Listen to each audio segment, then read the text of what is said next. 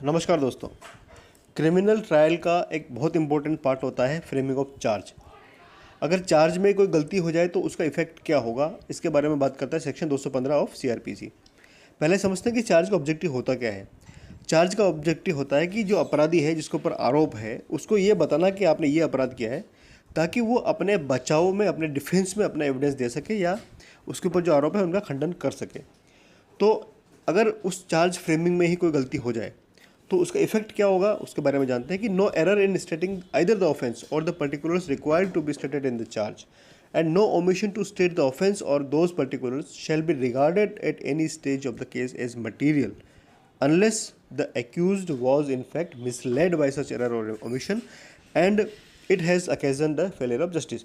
कहने का मतलब है कि जो आरोप पत्र उसको दिया गया है, जो चार्जशीट उसको दी गई है, जो चार्जेस फ्रेम किए गए थे कोर्ट के द्वारा, उन चार्जेस में अगर किसी अपराध का नाम लिखने में कोई गलती हो जाए या कोई चीज़ उसमें लिखने से छूट जाए जो उसमें आनी चाहिए थी, तो उससे कोई फ़र्क नहीं पड़ेगा उसके ट्रायल के कंक्लूजन पर, बशर्ते शर्त यह है कि उस चार्ज से या उस एक्ट, उससे ओमिशन से या जो फैक्ट उसमें डाल दिया गया था उससे जो एक्यूज्ड है वो मिसलीड नहीं हुआ हो, मतलब वो उसको समझने में गलती ना हो गई हो। क्योंकि अगर वो समझने में ही गलती कर जाएगा, उसको चार्ज समझ में ही नहीं आएगा, तो अपने आप को डिफेंड कर ही नहीं पाएगा।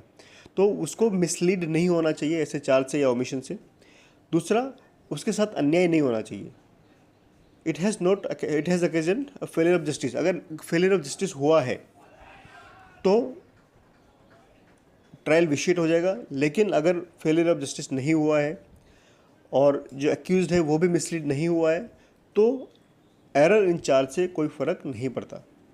एग्जाम्पल के तौर पर एक व्यक्ति है, उसके ऊपर आरोप है कि उसने चीटिंग की है। अब चीटिंग में जो है,